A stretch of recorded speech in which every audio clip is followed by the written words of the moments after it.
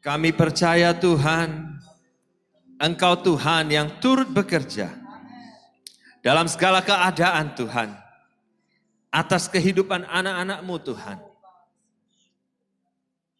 yang berkenan di hati-Mu. Engkau Tuhan yang bertanggung jawab ketika Engkau memilih kami, ketika Engkau menciptakan kami, ketika Engkau memanggil kami. Engkau sudah menyediakan segala yang kami perlukan. Terima kasih ya Bapa. Pagi hari ini kami bersuka cita boleh hadir di rumah-Mu Tuhan. Kami bersuka cita ya Tuhan, boleh berjumpa dengan saudara-saudara kami yang terkasih. Kami bersuka cita Tuhan, kami boleh menaikkan penyembahan dan pujian kami kepadamu. Terima kasih ya Bapa. Urapi setiap kami di tempat ini Tuhan. Urapi hamba-Mu yang tidak tahu apa-apa ini Tuhan, dengan hikmat yang datang daripada-Mu, untuk memberkati jemaat-Mu di tempat ini, dengan pengertian-pengertian tentang kebenaran firman-Mu ya Bapa. Dan setiap kami boleh diberkati pada pagi hari ini. Terima kasih Bapa, hanya di dalam nama Tuhan kami Yesus Kristus. Mari kita bersama katakan, amin, haleluya. Silakan duduk Bapak Ibu Saudara sekalian.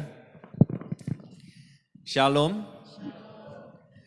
Pertama-tama saya ingin kembali mengucapkan terima kasih kepada hambanya Bapak Trisno untuk undangan boleh berada kembali di tempat ini. Terima kasih sekali lagi. Sungguh sebuah kehormatan dan saya sangat-sangat kagum dengan gereja Tuhan di tempat ini.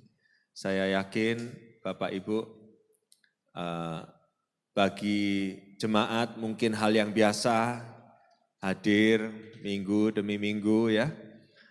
Tapi saya melihat kalau gereja Tuhan selalu ada jemaat yang hadir, artinya masih ada semangat, masih ada iman, masih ada rasa percaya bahwa kehadiran kita di tempat ini bukan hanya untuk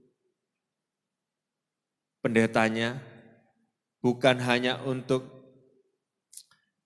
kepentingan pribadi, tetapi sesungguhnya untuk membuktikan bahwa kita sungguh-sungguh yakin dan percaya bahwa Tuhan itu ada bagi setiap kita. Amin. Tadinya saya mau meminta untuk Bapak Ibu mungkin bisa maju sedikit gitu ya.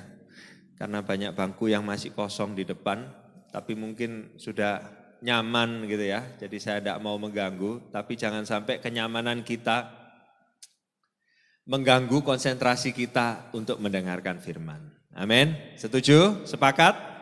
Ya. Bapak Ibu, mari kita buka firman Tuhan dari Matius 25 mulai dari ayat ke-14. Saya yakin sudah sering dibaca, sudah sering didengar, tapi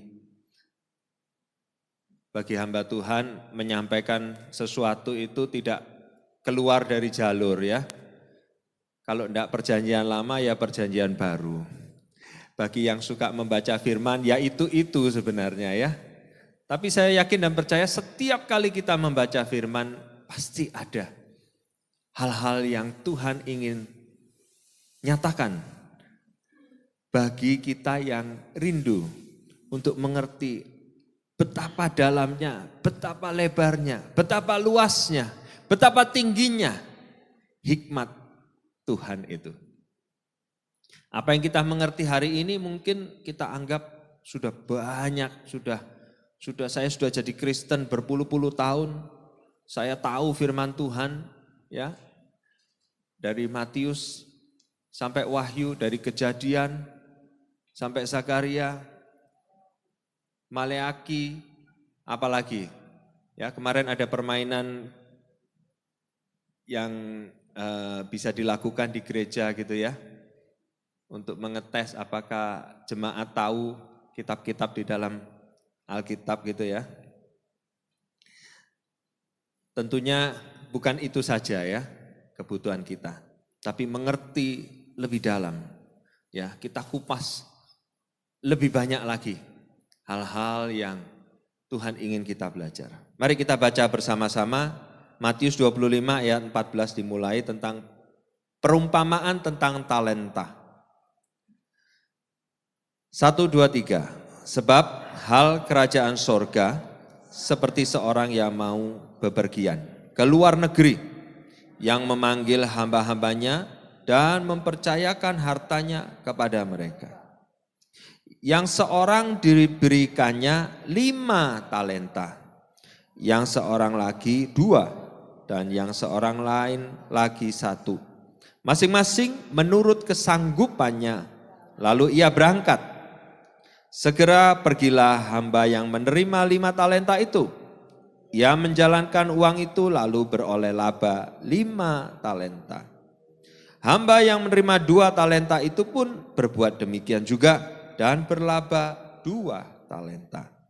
Tetapi hamba yang menerima 1 talenta itu pergi dan menggali lubang di dalam tanah, lalu menyembunyikannya uang tuannya.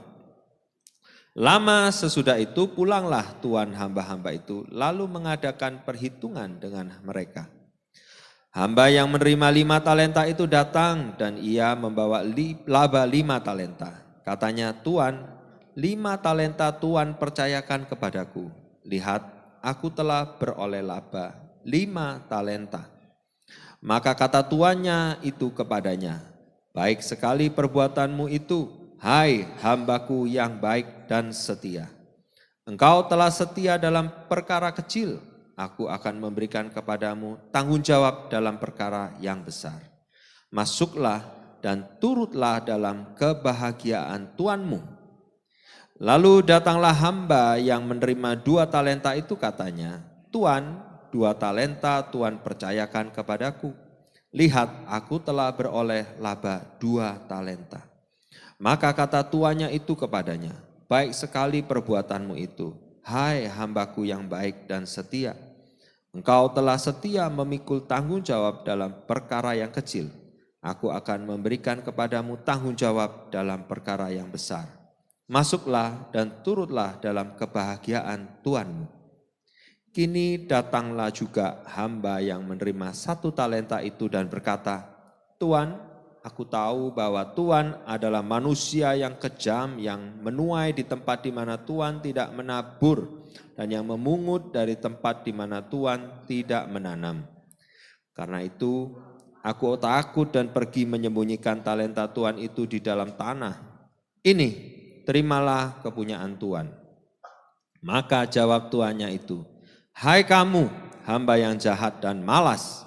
Jadi kamu sudah tahu bahwa aku menuai di tempat di mana aku tidak menabur dan memungut dari tempat di mana aku tidak menanam. Karena itu sudahlah seharusnya uangku itu kau berikan kepada orang yang menjalankan uang, supaya sekembaliku aku menerimanya serta dengan bunganya. Sebab itu ambillah talenta itu daripadanya dan berikanlah kepada orang yang mempunyai 10 talenta itu. Karena setiap orang yang mempunyai kepadanya akan diberi sehingga ia berkelimpahan. Tetapi siapa yang tidak mempunyai, apapun juga yang ada padanya akan diambil daripadanya. Dan campakkanlah hamba yang tidak berguna itu ke dalam kegelapan yang paling gelap. Di sana akan terdapat ratap dan kertak gigi. Sampai di sana kita membaca firman. Saya yakin ada yang belum pernah membaca ayat ini sebelumnya. Boleh angkat tangan kalau ada yang belum pernah? Sudah ya? Sudah sering mungkin ya malahan ya? Mungkin sudah tahu, sudah mengerti ya karena sudah diajarkan oleh Bapak Gembala ya. Tapi mari kita kembali merenungkan dan membaca firman ini dengan pengertian bahwa Apa maksud rencana Tuhan dalam hidup kita semua? Bapak Ibu, dari pembacaan ayat firman ini, kira-kira ada hal apa yang menjadi rangkuman yang bisa kita sepakati bersama? Ya Ibu? Kurang bertanggung jawab. Ya, kurang bertanggung jawab. Ya, salah satunya itu ya. Tuhan memberikan, tadi dikatakan, kepada setiap kita. Adakah satu orang pun yang tidak diberi apa-apa oleh Tuhan? Tidak ada ya. Jadi kita semua itu diberi oleh Tuhan. Ya. Sudah diberi oleh Tuhan. Meskipun tidak sama. Ya, meskipun tidak sama apa yang diberikan. Firman Tuhan berkata, yang seorang diberikannya 5 talenta, yang seorang lagi 2, dan yang seorang lagi 1. Masing-masing menurut kesanggupannya. Ini penting. Masing-masing menurut kesanggupannya. Seringkali kita berharap diberi lebih. Seringkali kita merasa, aku ya iso. Aku ya iso, lek dikei wakeh ngono aku ya iso. Ya, aku lek dibondoi wakeh ngono aku ya iso. Gawe bisnis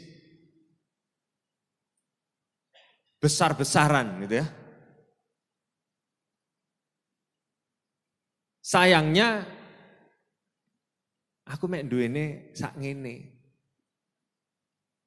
Celakanya seringkali malahan kita berpikir, aku ndak punya apa-apa. Aku ndak bisa berbuat karena aku tidak punya apa-apa. Padahal tadi kita sepakat, Tuhan sudah memberi, meskipun tidak sama.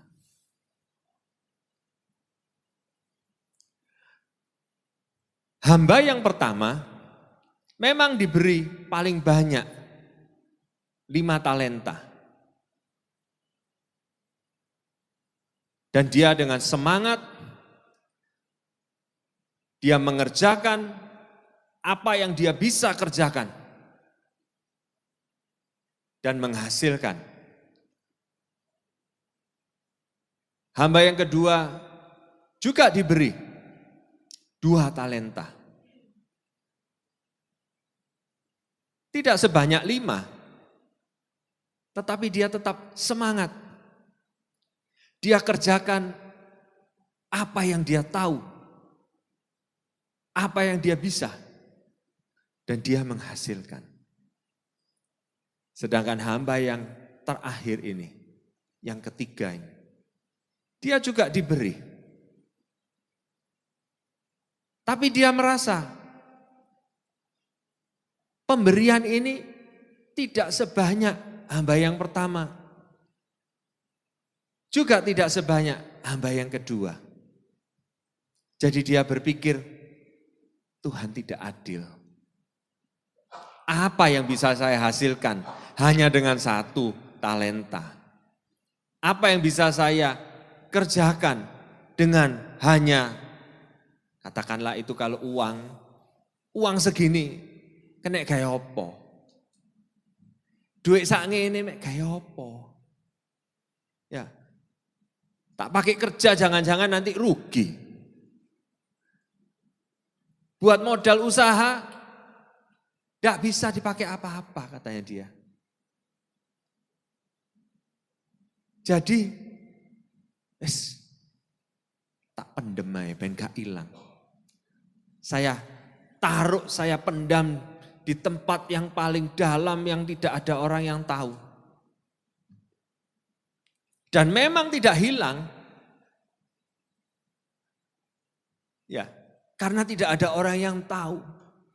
Kalau Tuhan memberikan kepada kita talenta tetapi kita pendam, maka tidak ada orang lain yang akan tahu kita ini isanya opo. Ya, Bapak Ibu, saya mungkin 3 kali atau 4 kali ya Pak Trisno ya ke tempat ini ya.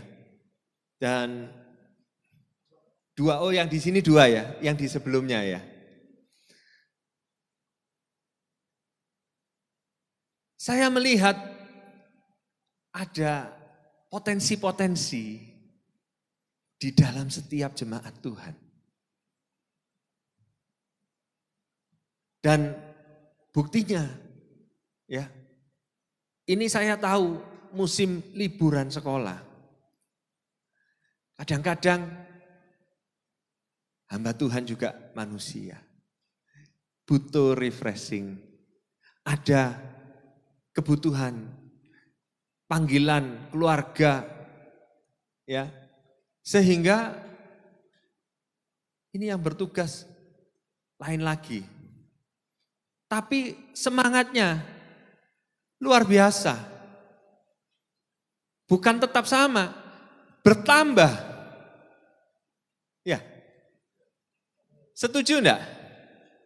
Saya tadi lihat worship leadernya, saya tanya, Pak, Ibu itu namanya siapa? Bu Elizabeth, waduh, luar biasa. Ya, orang yang suka memuji Tuhan, itu memang kelihatan, berbeda.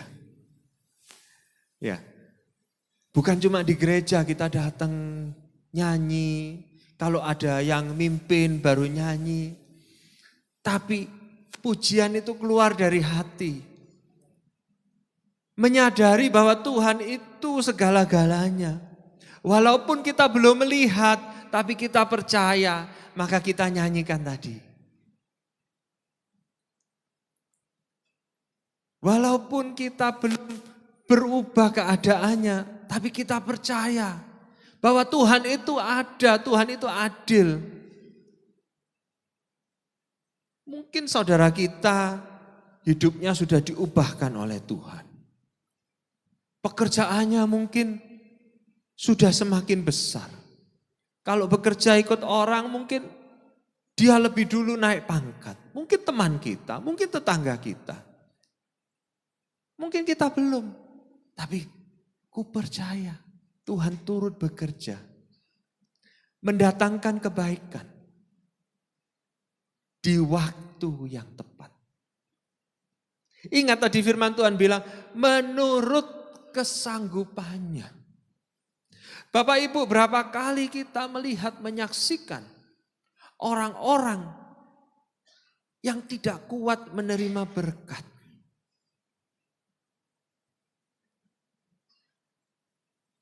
Diberkati, malah rumah tangganya ribut. Diberkati, anak-anaknya jadi rusak.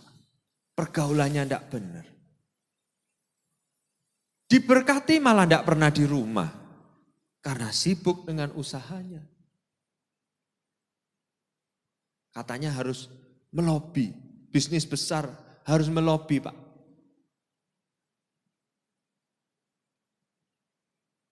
Benar enggak? Pernah dengar enggak hal-hal seperti ini?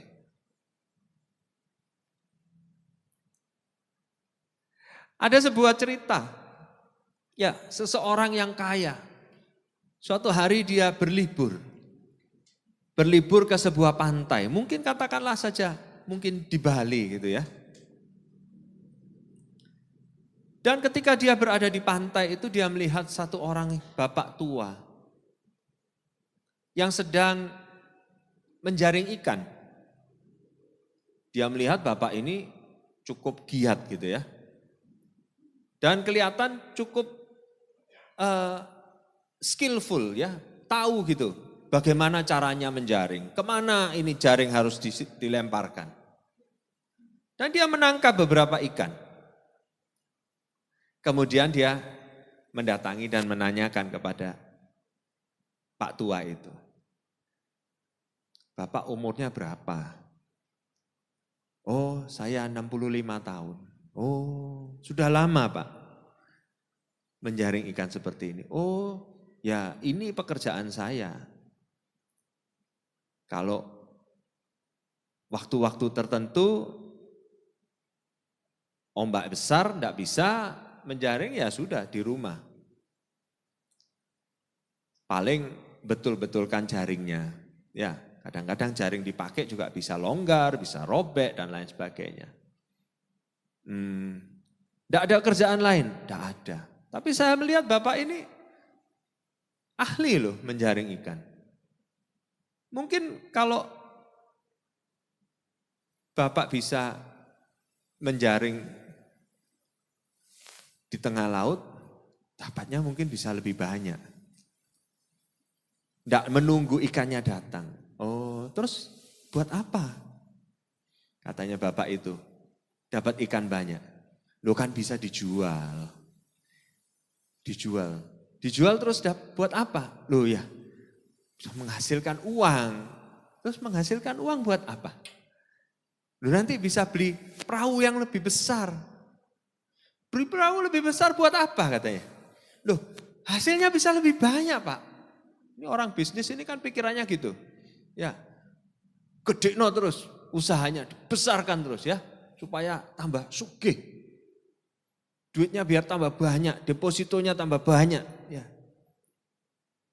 Dan terus kalau kapalnya lebih besar, hasilnya lebih banyak, buat apa? Loh, nanti bisa beli banyak kapal. Bapaknya ini bingung. Terus buat apa? Loh ya bisa disewa-sewakan, dapat uang lebih banyak. Loh terus buat apa uang lebih banyak? Loh ya supaya Bapak bisa nanti istirahat di pinggir pantai seperti saya ini. Loh, Bapak ini di pinggir pantai 1 tahun berapa hari? Paling lama libur bisanya 3 hari karena sibuk. Lah saya ini udah tiap hari di pinggir pantai. Ngerti Bapak Ibu? Saya ini setiap hari di pinggir pantai. Menikmati ini keindahan ciptaan Tuhan ini. Kadang-kadang kita ini bingung ya, yang mana yang benar. Saya punya teman orang Alor. Ada yang tahu Alor di mana? NTT yang sebelah mana? Saya dulu juga enggak tahu ya. Jadi kalau mau ke Alor itu ke Kupang dulu. Dari Kupang baru terbang lagi. Mendelep, nyelempit. Ya. Saya bilang waktu saya ada di Bali, kamu ke sini yo enak di sini loh. Bagus pantainya, ya kan? Enak di pinggir pantai. Ala koko, aku kerjaannya bendina di pinggir pantai. Rumahku tuh belakang sudah laut. Ya. Bapak Ibu, kadang kita enggak tahu. Tuhan itu sudah taruh menurut kesanggupannya, menurut jatahnya. Tapi bukan berarti Tuhan bilang satu ya satu loh, jangan kamu ini mikir yang aneh-aneh. No, bukan ya. Tuhan kasih 1 talenta, tetap harus dikembangkan. Ya, ilustrasi tadi itu bukan bilang bahwa seorang nelayan itu ya harus jadi nelayan yang begitu-begitu aja, bukan ya. Tuhan ingin kita berkembang menurut kapasitas dan kemampuan. Saya tadi sambil merenungkan firman ini saya berpikir, oh iya. Minimal Tuhan itu berikan setiap orang 1. Apa itu? 1 talenta, apa itu? Bondo kita itu masing-masing itu Satu minimal. Setiap kita yang hadir di tempat ini adalah manusia yang hidup. Kita ini hidup bukan? Ya, kita bisa ada di tempat ini karena kita ini diberikan Tuhan kehidupan. Bagi setiap orang yang Tuhan sudah berikan kehidupan, tidak ada alasan. Kehidupan itu kita tanam, belum waktunya. Nanti kalau kita sudah ditarik kehidupan itu, baru nanti kita ditanam, dikuburkan. Tapi selama Tuhan masih mengizinkan kita tadi pagi, melek mata ini masih hidup. Tidak ada alasan kita ini jadi malas, kita ini jadi tidak melakukan apa-apa, tidak berkontribusi, tidak memikirkan bagaimana hidup kita ini bisa bermanfaat, berguna bagi orang lain. Tadi saya katakan di tempat ini, di gereja ini, ada banyak potensi, ada banyak bagian yang bisa kita ambil. Jangan melihat bahwa posisi-posisi itu sudah diambil orang lain. Jangan berpikir, oh aku bisa lebih baik dari dia. Wah tak sikut dia supaya aku bisa menggantikan dia. Bukan begitu. Bapak Ibu kita semua diberikan Tuhan kehidupan untuk saling melengkapi. Kalau ada yang bisa menggantikan Pak Trisno untuk menyampaikan firman, untuk mengedukasi, untuk mengembangkan, untuk menumbuhkan iman, tentu saja dengan senang hati Pak Trisno akan memberikan peluang. Mimbar ini untuk berbagi firman, untuk saling membangun. Kalau ada orang lain yang bisa juga menjadi worship leader, dengan senang hati akan diberikan jadwal. Jangan melihat, wah Elizabeth ini sudah yang terhebat. Wis aku meneng-menengan aja, aku hadir duduk. Nanti kalau selesai ibadah pulang. Setiap kita itu diberikan talenta. Supaya apa? Saling melengkapi. Ada waktunya. Seorang Ibu Elizabeth mungkin suatu hari, pada hari Minggu, ada keluarga, ada saudara, punya gawe. Harus hadir, harus menolong, harus membantu acara. Kenapa tidak? Saya siap, saya bisa. Karena apa? Saya sudah sering ikut berlatih, saya ikut hadir dalam kegiatan latihan. Multimedia, bahkan sebagai usher, atau yang lain. Setiap kita diberikan talenta, jangan dipendam. Belum waktunya kita ini dipendam. Amin, setuju enggak? Setuju enggak? Kalau gereja bisa melakukan peran dan bagiannya, oh saya yakin Bapak Ibu, datang ke gereja itu bukan keharusan. Bukan karena tugas jadwal, tapi karena kerinduan. Karena ada sukacita.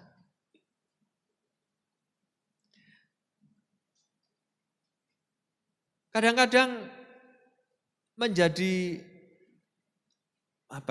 terjadwal. Memang kalau sudah rutin lama kita bisa terbebani. Kita menjadi merasa, waduh, wayaku lagi. Ya. Artinya minggu demi minggu ya seperti itu, seakan-akan terikat gitu ya. Tapi kalau setiap orang bisa mengambil peran, Ya, menurut talenta yang Tuhan berikan. Itu gereja akan menjadi semakin kuat, semakin hidup. Ya. Ingat ya, firman Tuhan berkata jemaat mula-mula itu saling berbagi. Ya, mereka memecah-mecah roti, makan bersama. Itu bukan hanya berarti, waduh, gereja ini mata duitan. Ya, sing sugih duweke didom. Dibagi-bagikan uangnya, hartanya. Bukan berarti demikian. Tapi menjadi bagian dari jemaat sebuah gereja, itu kita itu saling menolong, saling melengkapi, saling memberkati dengan apa yang bisa kita kerjakan.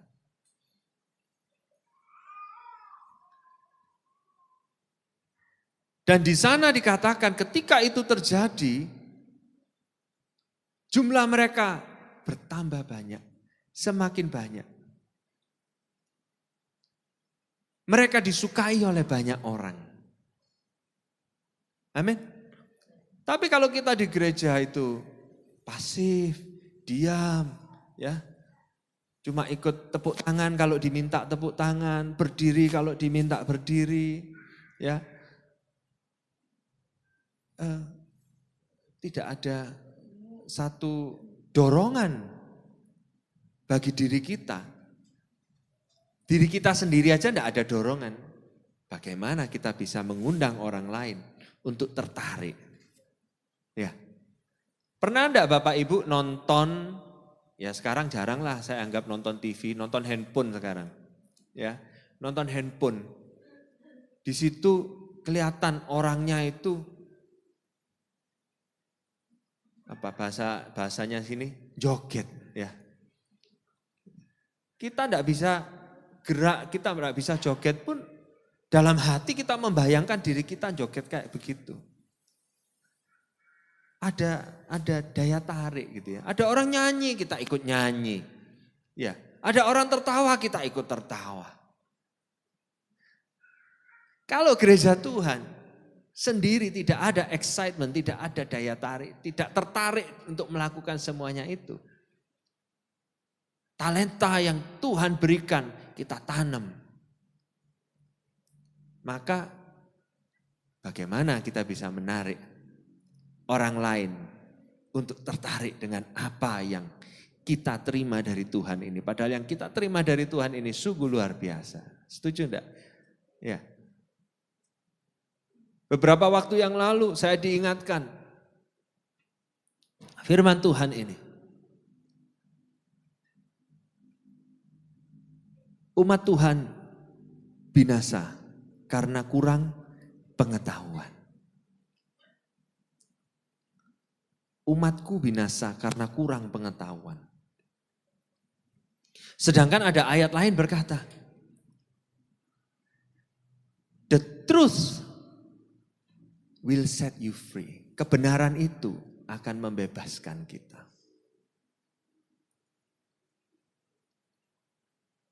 Kebenaran-kebenaran tentang firman Tuhan yang kita dapatkan di tempat ini, melalui khotbah-khotbah, melalui pembelajaran-pembelajaran, perenungan-perenungan yang kita baca hari demi hari, seharusnya sudah membebaskan kita dari segala macam hal yang merintangi kita, yang menghalang-halangi kita untuk menjadikan talenta yang Tuhan berikan itu untuk berlipat galikan, multiplikasi.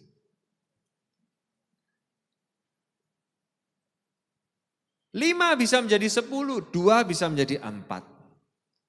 Tidak ada yang menghalangi 1 menjadi 2 dan kemudian berkelanjutan multiplikasi. Bahkan bisa menjadi lebih banyak daripada 10. Hal yang menghambat hanya karena ketidakmauan dari hamba Tuhan untuk mengerjakan apa yang dia harus kerjakan dengan talenta yang dia berikan. Ya.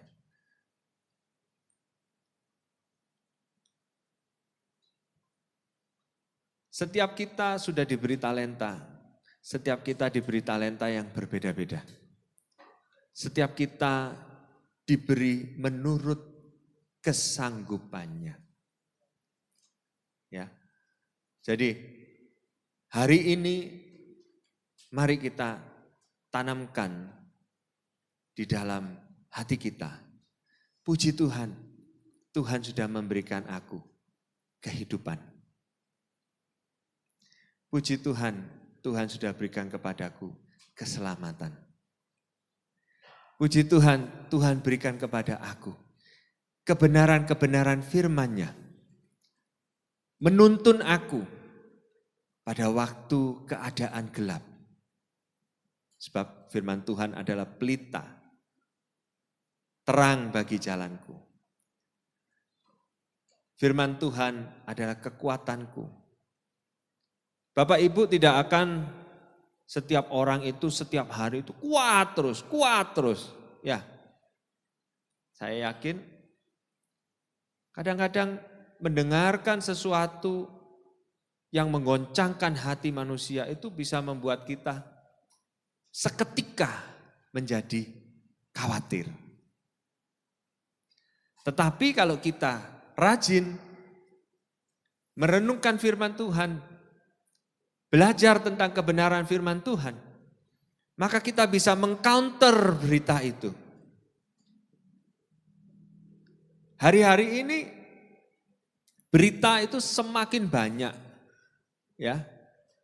Berita itu bisa kita dapatkan lebih cepat dan lebih banyak. Tapi juga semakin ngawur. Ya. Banyak istilahnya hoax ya. Berita yang tidak benar.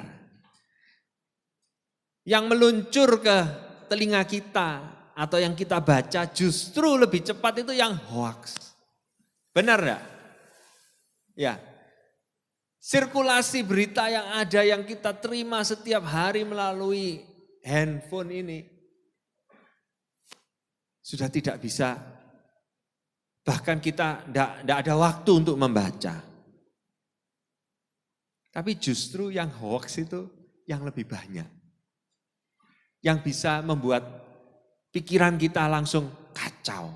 Ya, hati kita langsung cemas. Berita tentang ekonomi, berita tentang perang, berita tentang virus, berita tentang makanan.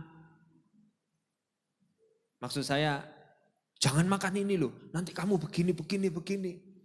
Ya, ini yang suka makan kangkung, nanti keracunan ini, keracunan itu. Nanti yang suka makan ikan, yang suka makan daging. Nanti ada yang tulisannya yang jadi vegetarian, kurang ini, kurang itu, banyak sekali. Sampai bingung. Kalau di media sosial ini semua orang jadi ahli, ya, bondo handphone, bondo jas putih, sudah dokter semua, ya.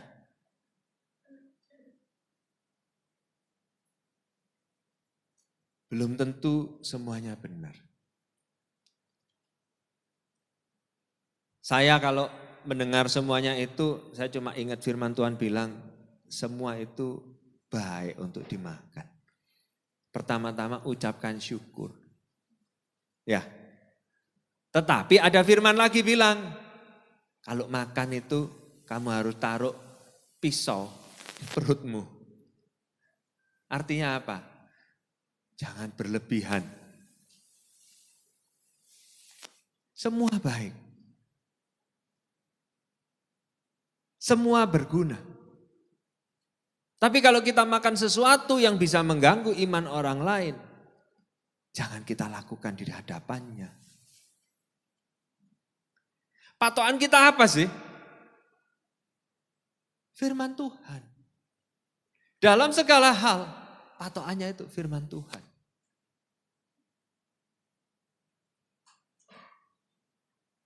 Mau bekerja, mau melayani, mau menjalani kehidupan ini, patokannya firman Tuhan. Apa yang firman Tuhan katakan, itu yang kita percayai. Amin. Sebab akan semakin banyak berita-berita yang membingungkan. Yang akan membuat seseorang yang hanya katanya dia merasa cuma dikasih 1 talenta. Dunia mau kiamat, kayak apa susah-susah. Kubur aja. Kita tidak akan pernah tahu, tidak ada seorang pun yang tahu Tuhan bilang, hanya Bapa yang tahu. Tapi selama Tuhan berikan hidup, itu artinya Tuhan ingin kita dinamis. Engkau batu yang hidup. Meskipun batu, Tuhan bilang batu yang hidup. Engkau menjadi bagian dari susunan, dari rumah Tuhan. Bangunan yang mendatangkan kehidupan, yang mendatangkan sukacita. Biar setiap orang yang datang keluar itu hatinya plong, semangat. Yang datang ke tempat ini tadinya sumpek, gak ngerti karena pikirannya masih terikat dengan cara-cara, tradisi-tradisi. Wah, enggak boleh buka ini hari ini. Kalau aturan Jawa itu Pak, ya kan? Enggak boleh, ini enggak boleh, itu enggak boleh, harus ditunda.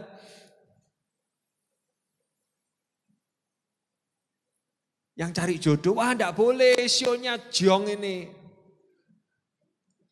Enggak cocok ini, enggak cocok. Orang-orang yang seperti itu masih terikat datang ke tempat ini. Diluruskan. Diberikan kebenaran. Kebenaran yang akan memerdekakan. Cari pasangan. Tuhan bilang seiman. Yang seiman aja kalau enggak sama-sama berjalan dalam kebenaran firman. Yang enggak sama-sama setia dalam kebenaran firman, bisa masalah, apalagi yang enggak seiman. Seiman artinya apa? Sama, yakin, percayanya itu. Karena apa? Kita nanti harus hidup bersama-sama, membesarkan anak bersama-sama, melakukan bisnis bersama-sama. Bapak Ibu, meskipun apabila seseorang itu buka toko atau punya usaha gitu ya, istrinya di rumah saja, bukan berarti yang perempuan tidak bekerja. Istri tidak punya andil.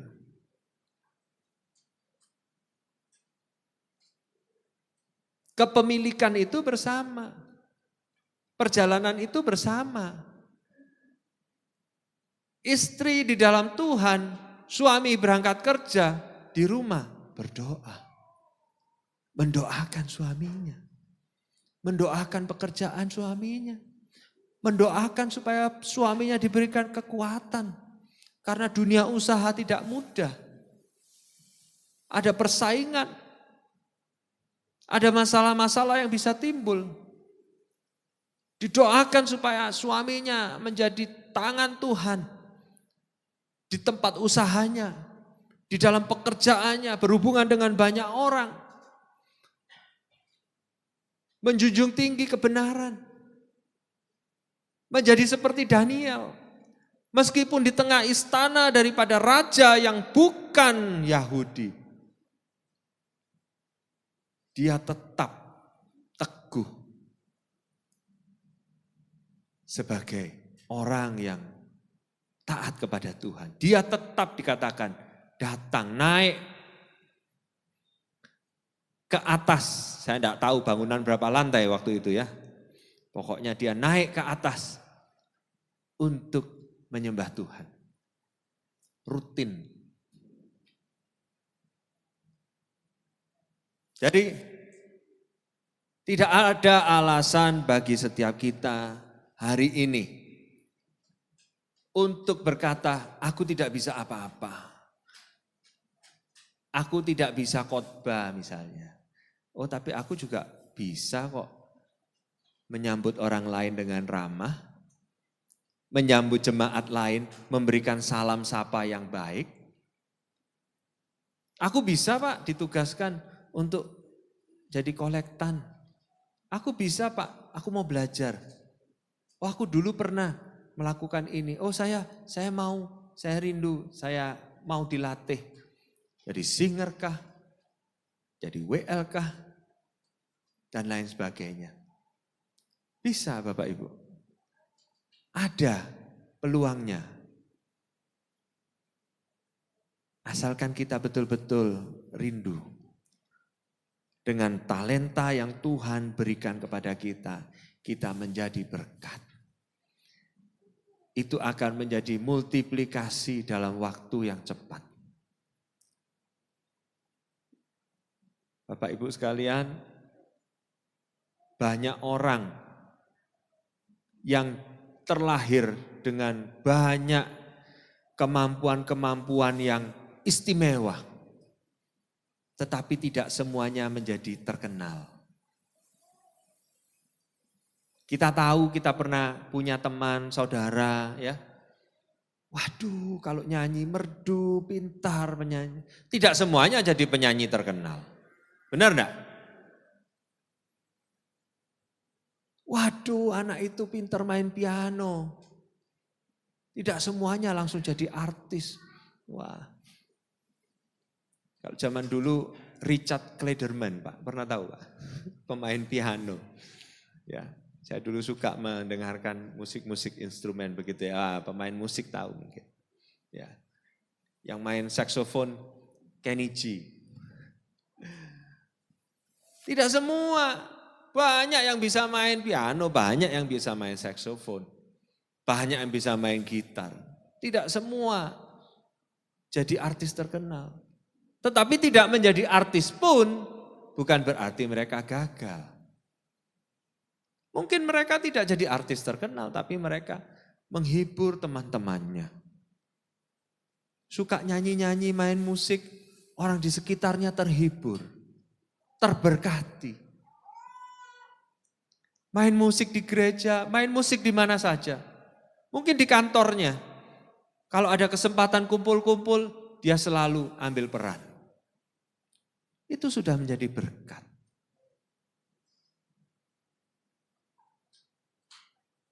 Itu sudah menanamkan sesuatu yang nantinya akan berbuah.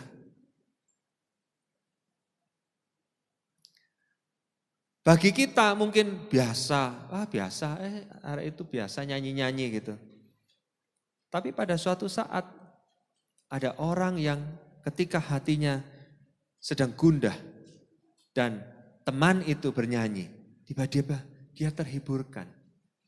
Tanpa kita sadari, sebenarnya talentanya sudah memberikan hasil yang Tuhan perhitungkan.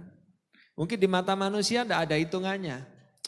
Biasa nyanyi, biasa main musik, biasa ini, biasa itu. Tapi di mata Tuhan, dia tahu bahwa talenta yang diberikan kepada si A, si B, si C itu sudah dimanfaatkan dengan baik. Ya. Tuhan tahu sebelum diberi laporan. Tidak perlu ditanyai dulu. Kamu kerja apa? Oh saya tadi begini, kayak kita kalau orang tua sama anak kecil gitu.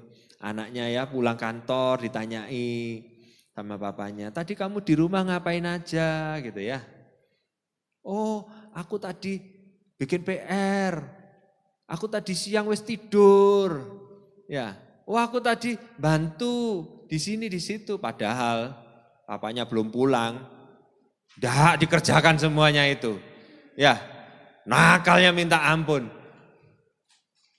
Mungkin kalau manusia bisa dibohongi, ya. Tuhan Maha tahu. Tidak usah dilapori, Tuhan sudah tahu. Tuhan sudah menghitung apa yang dikerjakan oleh talenta yang diberikan. Kesempatan apa yang sudah diberikan, sudah dimanfaatkan apa belum. Berbahagialah kita punya Tuhan yang Maha tahu. Dia memperhitungkan apa yang kita lakukan di tempat yang tersembunyi. Manusia tidak lihat, tapi kita lakukan. Itu Tuhan bilang sangat berharga. Kalau kita mengerti kebenaran firman, kalau kita tahu apa yang firman katakan, Bapak Ibu, kita tidak lagi menunggu penghormatan, penghargaan dari orang lain. Tuhan yang akan memberikan itu. Amin. Kita punya Tuhan yang luar biasa. Kebenaran sudah membebaskan kita. Kebenaran apa? Kebenaran bahwa Yesus Kristus telah mati di kayu salib untuk dosa manusia. Kita tidak lagi terikat. Mungkin di waktu lalu kita pernah gagal. Kita pernah nyoba, kita pernah gagal. Tetapi orang yang paling gagal adalah orang yang tidak pernah mencoba apa-apa.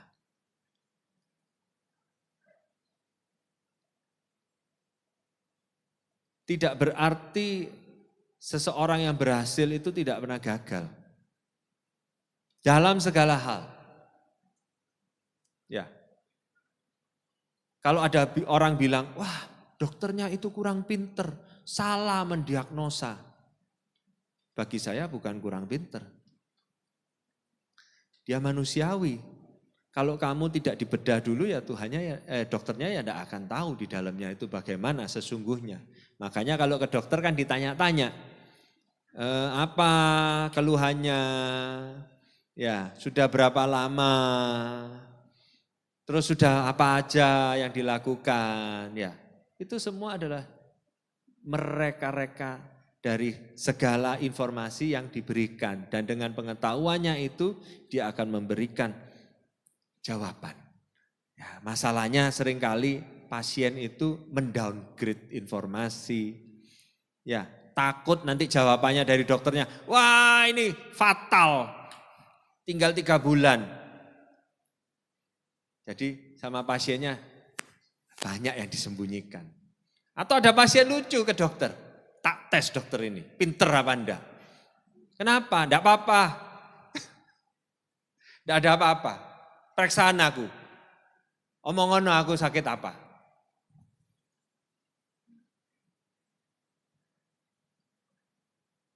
Bapak Ibu, jangan kita ini melakukan hal-hal yang aneh-aneh seperti itu. Ya, kalau kita butuh pertolongan, katakan apa adanya. Ya, datang ke Tuhan dalam doa. Katakan kepada Tuhan, apa yang menjadi perasaan kita. Tuhan aku ini capek Tuhan. Kalau begini ini capek aku. Mungkin capek dengan suami, istri, capek dengan anak-anak atau orang tua, capek dengan saudara. Kok begitu ya? Katakan saja. Bukan berarti Tuhan tidak tahu, Tuhan tahu. Tapi sampaikan. Terus kemudian kita bilang, Tuhan, apa yang Tuhan mau? Aku akan lakukan. Kalau Tuhan mengingatkan, ya ampuni 70 kali 7 kali. Ya itu yang kita lakukan. Kalau Tuhan bilang, berkatilah musuh-musuhmu. Ya itu yang kita lakukan. Doakan. Kita tidak bisa mengubah manusia, tetapi kita percaya Tuhan dikatakan bisa mengubah hati raja-raja. Raja-raja aja bisa diubah hatinya. apalagi orang-orang di sekitar kita.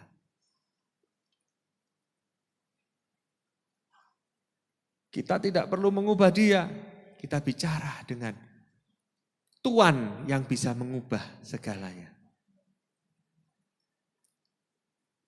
Datang kepada Tuhan, katakan, Tuhan, aku pingin punya kerinduan untuk melakukan ini. Kira-kira bisa enggak? Aku rindu Tuhan untuk melayani di gereja. Kira-kira peran apa Tuhan? Bagian apa? Aku rindu Tuhan untuk mungkin yang bisa main musik ya. Aku rindu Tuhan. Kira-kira boleh enggak? Aku rindu untuk melayani. Tuhan arahkan.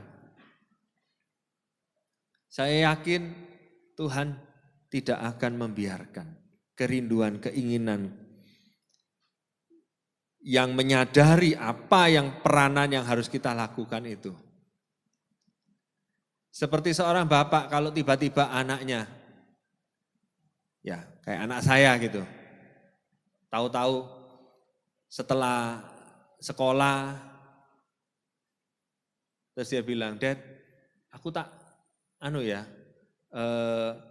bantu-bantu di bagian marketing ya.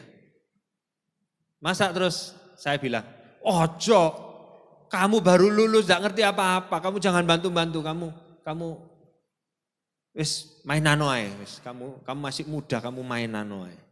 Tidak mungkin begitu. Otomatis dengan senang hati, karena itu yang diharapkan. Habis sekolah mau apa? Ya kerja dong.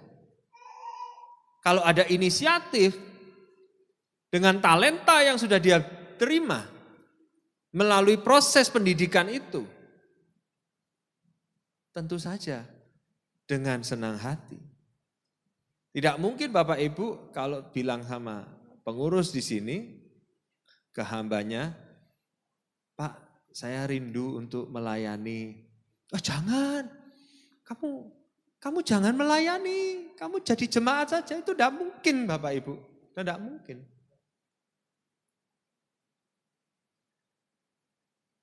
Setiap kita punya talenta.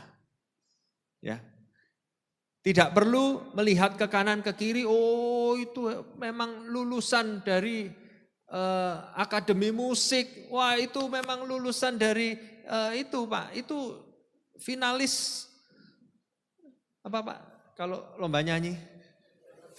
Nah, finalis Idol season ke-8 itu.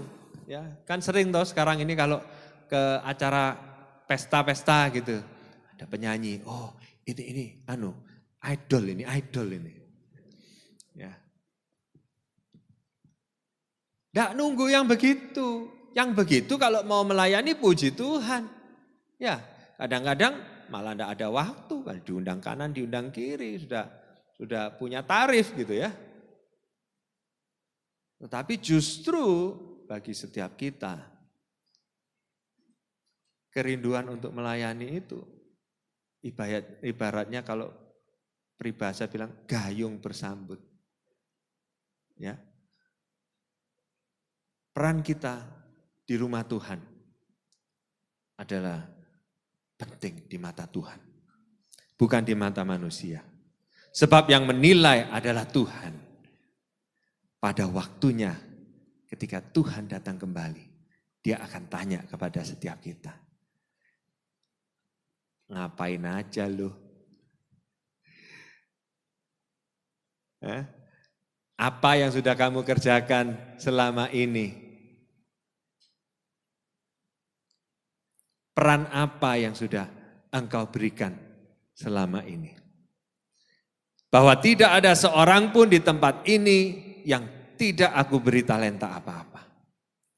Tidak ada seorang pun di tempat ini yang masih harus hidup di dalam ikatan belenggu dosa. Orang yang terikat mungkin tidak bisa melakukan apa-apa karena dia terikat. Tetapi firman Tuhan berkata, aku sudah membebaskan engkau. Ya, Aku sudah menyelamatkan engkau. Dosamu yang lama sudah aku hapuskan. Kegagalanmu yang lama sudah aku hapuskan. Masalah-masalahmu yang lama sudah aku selesaikan. Hari ini, hari yang baru di mana engkau bisa melakukan banyak hal untukku. Selama aku pergi, aku belum kembali. Peluang itu terbuka. Tapi nanti kalau Tuhan sudah datang kembali, ditagih kita. Apa yang sudah engkau lakukan? Apa yang sudah engkau kerjakan? Kita semua berharap Tuhan akan berkata, oh engkau hambaku yang baik dan setia. Masuklah bersama-sama untuk menerima kesukaan bersamaku. Jangan sampai ada seorang pun di antara kita yang Tuhan katakan, engkau tahu aku ini Tuhan yang jahat. Padahal Tuhan itu Tuhan yang baik. Tapi seperti yang dia katakan sendiri, engkau adalah Tuhan yang jahat. Ya kamu kalau sudah tahu aku jahat, ngapain kok diam-diam aja. Harusnya kamu semakin giat.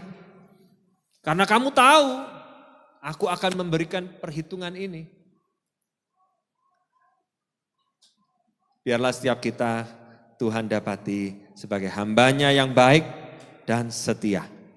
Dan saya percaya kesempatan itu Tuhan berikan bukan untuk penilaian manusia, ya, bukan untuk dibuatkan piagam, ya, atau hanya sekedar karena kalau melayani di sini ada dapat sangu, bukan ya, tapi karena kita percaya kepercayaan yang Tuhan berikan ini tidak bisa kita balas dengan perbuatan baik. Tapi dengan kerelaan kita, dengan keyakinan kita, dengan kehidupan yang kita berikan kembali. Kita sebagai bejana Tuhan, sebagai alat Tuhan, sebagai hambanya yang baik dan setia. Di dalam nama Tuhan Yesus. Di dalam nama Tuhan Yesus Kristus. Tuhan sedang menambah-nambahkan karunia-karunia atas kehidupanmu. Di dalam nama Tuhan Yesus Kristus semakin banyak talenta yang dilepaskan di tempat ini. Karena Tuhan mempercayakannya kepadamu. Jadilah hamba yang setia. Terima kasih Tuhan. Terima kasih Tuhan. Terima Bapak Ibu, terima dengan iman. Tuhan sedang melipat gandakan talenta-talenta dalam hidupmu. Kasih karunia masih berlaku, kasih karunia masih ada. Engkau akan diberikan kreativitas. Engkau akan diberikan kejelian, ketelitian, kemampuan yang tidak pernah engkau duga. Pada akhir ibadah ini ya Tuhan, hati kami melimpah dengan pengucapan syukur. Tuhan tetap memberikan kemampuan ilahi, hikmat ilahi, supaya kami menjadi pribadi yang berkenan di hadapan-Mu. Memakai akan hamba-Mu Bapak Pendeta Muda David yang sudah menyampaikan isi hati-Mu. Engkau akan semakin membawa dan membukakan pewahyuan-pewahyuan, iluminasi yang baru dalam kehidupannya. Oh terima kasih buat apa yang Kau sudah percayakan dan Engkau sedang percayakan dan yang masih percayakan kepada beliau. Dengan penuh tanggung jawab beliau akan menyuarakan kebenaran. Dan dimanapun Kau menuntun langkah kakinya, ada banyak orang yang dibebaskan dan dimerdekakan. Terima kasih Bapa di sorga, lanjutkan karya-Mu, belas kasihan dan kemurahan-Mu atas hamba-Mu Bapak Pendeta Muda David. Kami juga berdoa berterima kasih buat segala persembahan umat-Mu. Baik persepuluhan, persembahan kasih, ucapan syukur, diakonia. Semua menyukakan hati Tuhan. Tuhan, Engkau tahu dengan susah dan payah anak-anak-Mu bekerja. Engkau memperhitungkan setiap rupiah sebagai kebenaran. Dan Engkau tidak pernah tidak memberkati kami. Kami sungguh mengucap syukur dan berterima kasih buat karya agung-Mu dan buat keajaiban-Mu. Sebentar Tuhan, kami meninggalkan gereja ini untuk sementara waktu. Kami mendoakan saudara-saudara kami yang tidak bisa hadir, yang karena satu dan lain hal dimanapun beliau berada, baik di luar kota, di luar pulau, bahkan di luar negeri. Tuhan memberkati, Tuhan menopang dan menolong. Yang sakit beroleh kesembuhan dalam nama Tuhan Yesus, yang lemah beroleh kekuatan, yang membutuhkan jalan keluar akan mendapat jalan keluar, segala yang terbaik. Terima kasih Tuhan Yesus, Tuhan sudah memberikannya bagi kami. Jauh melampaui apa yang kami minta, jauh melampaui apa yang kami bisa katakan Tuhan, jauh melampaui apa yang kami bisa ungkapkan. Engkau telah memberikannya bagi kami. Oh Tuhan, terima kasih, kami sungguh mengucap syukur karena Engkau Allah yang abadi, Allah yang kekal, dan Allah yang maha segala-galanya. Kami berdoa untuk bangsa dan negara kami, memberkati Bapak Presiden, wakilnya, para menteri, agar tetap bekerja maksimal sampai naiknya presiden dan wakil presiden terpilih. Kami percaya Indonesia penuh kemuliaan Tuhan, hujan keselamatan, hujan pertobatan. Seluruh aparat diberikan hati yang takut, hati yang hormat akan Tuhan. TNI dan Polri yang ada di garda depan untuk menjaga stabilitas nasional, Tuhan juga menolong. Tuhan memberikan hikmat, Tuhan memberikan kemampuan sehingga Indonesia tetap aman, damai, sentosa karena anugerah dan cinta Tuhan. Terima kasih Bapa di sorga. Kami juga berdoa dan memberkati semua partner-partner pelayanan. Jemaat yang dikasihi Tuhan, angkatlah kedua belah tanganmu. Sekarang sebelum kau pulang, arahkan pandanganmu kepada sorga. Terimalah berkat dari Allah Bapa, cinta kasih kemurahan Tuhan Yesus Kristus, di dalam persekutuan Allah Roh Kudus akan menyertai engkau sekarang, bahkan sampai selama-lamanya. Pulanglah dan terimalah berkatnya dalam nama Tuhan Yesus Kristus. Puji Tuhan. Amin.